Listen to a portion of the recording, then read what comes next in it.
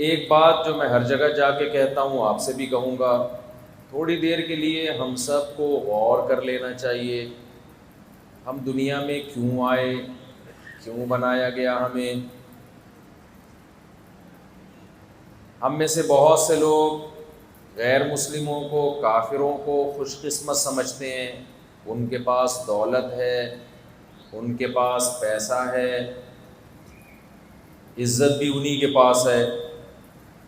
آپ اگر امریکہ کے نیشنل ہیں، سعودی عرب میں بھی آپ کی عزت ہوگی، مکہ مدینہ میں بھی آپ کی عزت ہوگی، ہر جگہ ہوگی۔ لیکن آپ اگر کسی غریب ملک سے تعلق رکھتے ہیں تو آپ کی گھر میں عزت نہیں ہوگی، باقی کسی دوسرے ملک کی تو دور کی بات ہے۔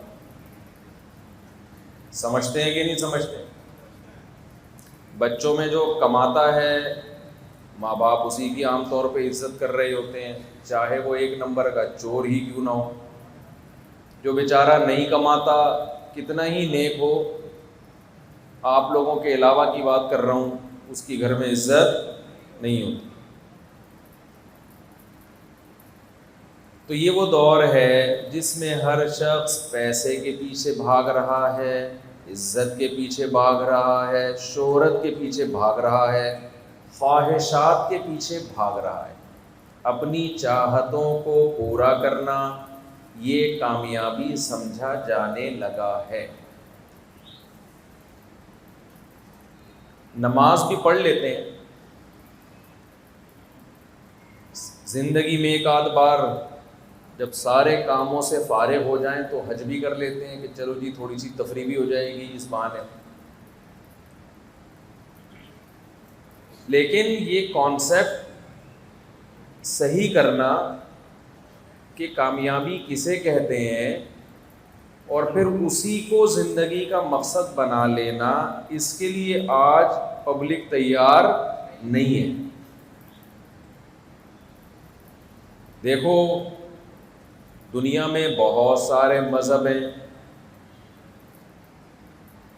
ان مذہبوں کی عام طور پہ تعلیمات یہ ہیں کہ ہر قوم کا ایک مذہب ہوا کرتا ہے، تو ہندوؤں کا بھی ایک مذہب ہے جس کو ہندوازم کہا جاتا ہے، بدھسٹ کا بھی ایک مذہب ہے جس کو بدھزم کہا جاتا ہے، عیسائیوں کا بھی مذہب ہے، یہودیوں کا بھی مذہب ہے، سکھوں کا بھی مذہب ہے، تو مسلمانوں کا بھی ایک مذہب ہے۔